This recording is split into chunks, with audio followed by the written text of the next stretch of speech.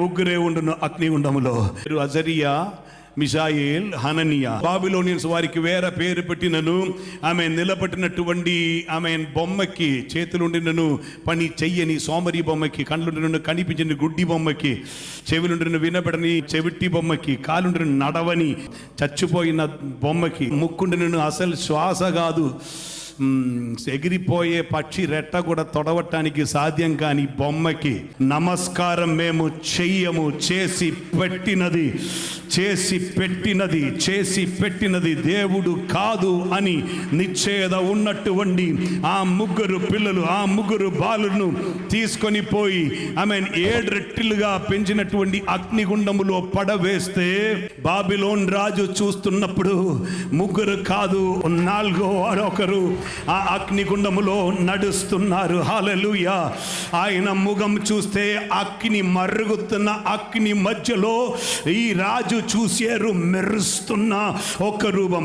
కమాన్ 7 రెట్లుగా పెంచినటువంటి అగ్నిగుండం మధ్యలో మెరుస్తున్న ముఖం చూసి ఆయన సాధారణ మనిషిలాగా లేరు, దేవుని స్వరూపములో ఉన్నారు, దేవుని దూతవలే ఉన్నారని గుర్తెరిగారు. స్తోత్రం. వారిని అగ్ని నుండి బయటకి రెప్పించినప్పుడు పడవేసినటువంటి వారు కూడా కాలిపోయి ఉంటే వీరికి అగ్ని ఒక్క గంధం కూడా రాలేదు. స్తోత్రం. హల్లెలూయా. వారి వెంట్రుకలు కూడా హాని కలగలేదు.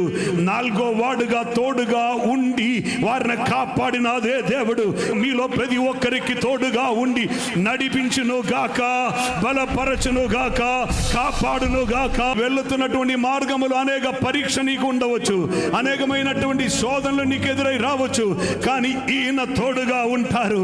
హల్లెలూయా. బాబిలోన్లో, అది ఇశ్రాయేల్ కాదు, బాబిలోన్లో తోడుగా ఉండినటువంటి అదే దేవుడు నీ ఏ స్థలములోనికి వెళ్ళినను నీకు తోడుగానే ఉంటారు. అగ్ని పరీక్షలో నీవు నిరూపింపబడిన వ్యక్తిగా బయటకి వస్తారు. హల్లెలూయా.